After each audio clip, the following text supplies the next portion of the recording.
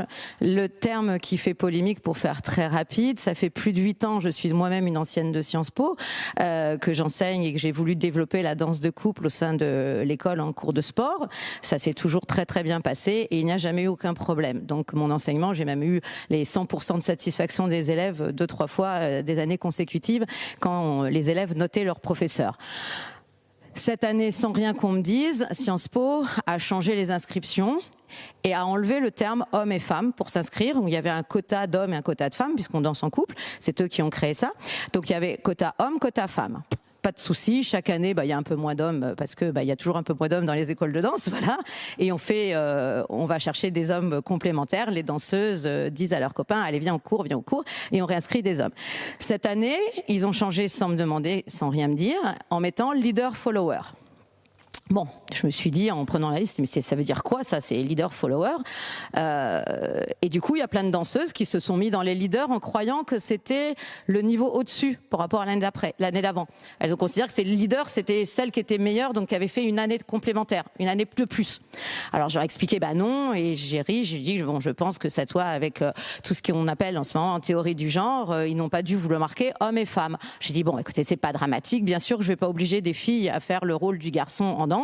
Donc on reprend nos positions, les hommes d'un côté, les femmes de l'autre. S'il y a 2-3 danseuses qui veulent faire le rôle du garçon parce qu'il manque des garçons, vous y allez et puis il n'y a pas de problème. Comment gérer? Et voilà, je pense qu'on est sur la fin le point clé. J'ai dit hommes et femmes, j'ai dit les garçons d'un côté, les filles de l'autre, et sur lequel, oui, je pense pas que ça soit une insulte, c'est un mot dans le dictionnaire français. Oui. Et voilà. Et donc un élève a porté plainte en disant qu'il avait été mis mal à l'aise suite à mes propos. Vous voulez dire que c'est à partir de ça, de cette remarque, que vous avez eu une plainte pour des propos discriminants parce que vous avez dit cela? Oui, j'ai eu un coup de fil de Sciences Po d'une dame qui me recrute entre guillemets, qui m'a dit attention Madame Plasnet, on voulait vous prévenir, un élève s'est senti discriminé dans vos propos, dans la façon dont vous donnez vos cours. Alors sur le moment j'ai dit mais mal à l'aise ça veut dire quoi?